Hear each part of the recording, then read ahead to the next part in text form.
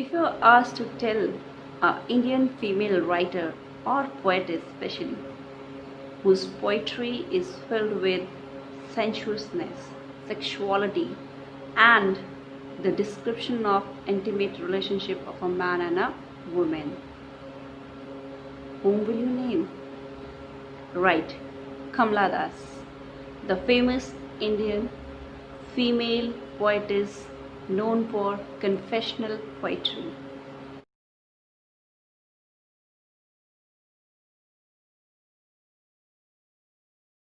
Kamla Das, whose lifespan was from 1934 to 2009. Madhavi कुट्टी जो उनका शादी से पहले नेम था. She wrote in Malayalam her short stories in Malayalam by the name Madhavi Kutti.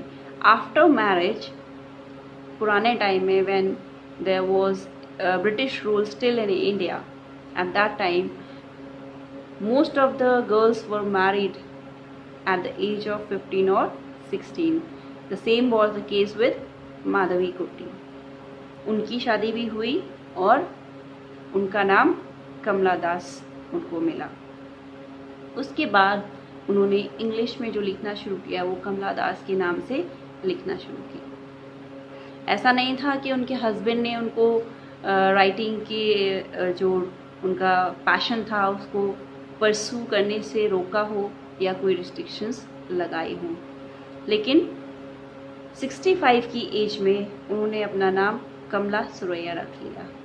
ऐसा इसलिए था कि एक बड़े पॉलिटिकल लीडर के इन्फ्लुएंस में आके, मुस्लिम पॉलिटिकल लीडर के इन्फ्लुएंस में आके जिनसे उन्हें प्यार हो गया था, उसके कहने पर उन्होंने इस्लाम कबूल कर लिया.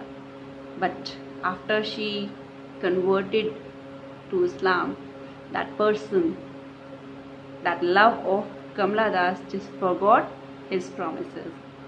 और उन्होंने कोशिश की कि वो बाद में फिर से हिंदू धर्म अपना लें, लेकिन उनके खुद के बेटे ने उनको मना कर दिया कि इससे एक पॉलिटिकल स्कैम हो जाएगा और उनको टारगेट किया जा सकता है. That's why she remained a Muslim till her death. So today we are going to discuss a poem named The Sunshine Cat. कमला दास की लगभग सभी पोएट्रीज़ में उनको कन्फेशनल पोएट इसीलिए कहा जाता है कि उन्होंने जो अपनी लाइफ का रिलेशनशिप है, स्पेशली मैरिटल रिलेशनशिप या इंटीमेट रिलेशनशिप को क्लियरली अपनी पोम्स में डिस्क्राइब किया है. डायरेक्टली नहीं किया, लेकिन अगर उनकी लाइफ हिस्ट्री पढ़ी जाए तो उस चीज़ का हम क्या है साफ तौर पर देख सकते हैं कि उनकी जो लाइफ थी और उनकी पोइट्री में बहुत ज़्यादा सिमिलैरिटी है. Hey there, I'm Jyoti Mishra. Today we are going to discuss the poem The Sunshine Cat by Kamla Das.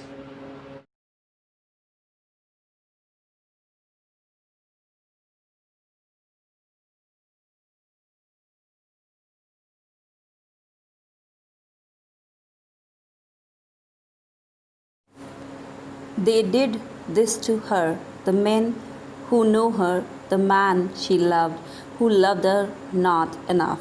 Being selfish and a coward, the husband who neither loved nor used her but was a ruthless watcher, and the band of cynics she turned to, clinging to their chest where new hair sprouted like great winged moths.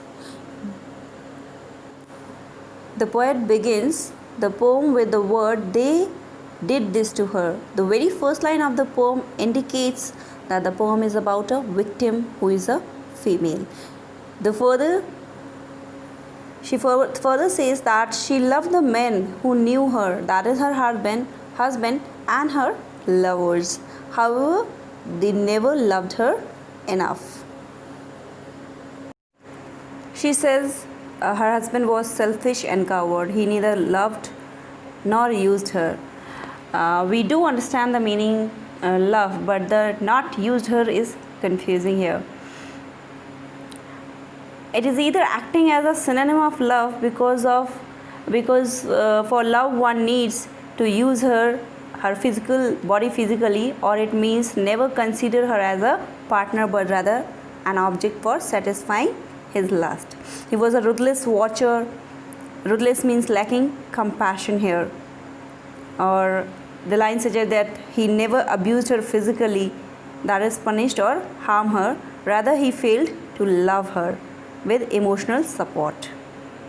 Burrowing her face into their smells and their young lust to forget, oh, to forget. They said, each of them, I do not love, I cannot love. It is not in my nature to love, but I can be kind to you. Now she turns to the people whom she had extramarital affairs.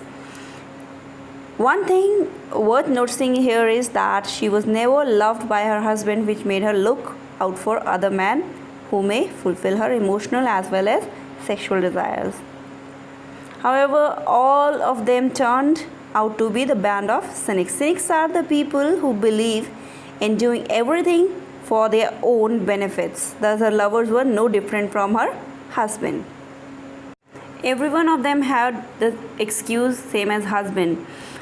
Clinch means to hold tightly here, and this line means that in the pursuit to forget or ignore their lust in the guise of love, she submitted to them who used her body. They clung her on their chest, meaning that they used her body without any compassion. And the chest hair of men is termed as great winged moth. We can just say that it symbolizes the patriarchal dominance over women. The poet felt being just lost in the hair and smell and tried forgetting their real motives. The word forget is repeated 3 times to show how much she tried to forget all this. She's dying to forget that feeling that they were all cheating her or they were lustful. The lovers said that they cannot love, or one said I do not love, and so on, and they can just be kind to her. The word kind is problematic here. The same kindness is shown by her husband as well. Hence their kindness is not something which Kamla Das needs. Their kindness reflects that they are just like her husband. Pegs of sanity here means that she was quite wise and thinking being. She was happy and hopeful. However, their cold behavior towards her made her sorrowful that her wisdom, health, and all the good things withered away. She kept weeping, which made her bed wet and soft with tears, and she never sleeps because sleep has lost its use. And now she says that she will weep enough to build walls with tears. With tears, she will build walls around herself. Walls is in which she will shut herself in. And we can say that walls mean an external protection against those who desire her body. She is probably trying to say that she will give up all her sexual desires and her emotions and thus alienate from the world, especially men.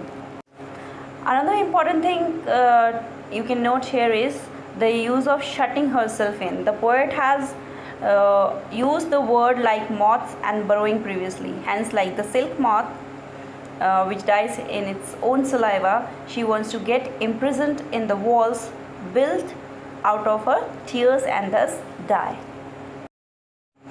Now the poet returns again to her husband, and she tells that he shut her inside the room with books and the streak of sunshine lying near the door like a yellow cat. There is no cat, but she just imagines in her thoughts to be a cat. In a way, she has made the books and the sunshine her companion for the days when she is locked in. And the imprisonment in the room had created that adverse effect on Kamla. She says that finally one day winter came. Winter here not only symbolizes the cold season but the winter of death of herself as well. On that day, her husband found that the rays which used to spread in the room grew thinner. There was only a line, a half line, thin line. Here Kamla's life and thickness symbolically become one, and like the race, the life or the youth or liveliness in the poet was also shortened. When he returned back, he finally took her out, probably you can say because he feared that he won't be able to quench his sexual thirst. But Kamla was cold and half-dead woman, now of no use at all to men. Like the moth or the ray, she was dead now because she remained confined in the thick walls of her tears. She lost her liveliness, her hope, her desire, her sexual power, and even her life. The poem also throws light on the condition of women in the society in general, if we look to the whole structure of the poem here. We can say that the Sunshine Cat is about the cynic nature of men, which makes them see the woman as merely an object of lust. They do not have any emotional attachment with women. Rather, they use the woman for satisfying their sexual lust. In this poem, the poet is trying to expose how her husband as well her so-called lovers used her for satisfying their lust, while she was she was craving for emotional support, love and care. They remained cold to it and remained cynic until she became a cold and half-dead woman.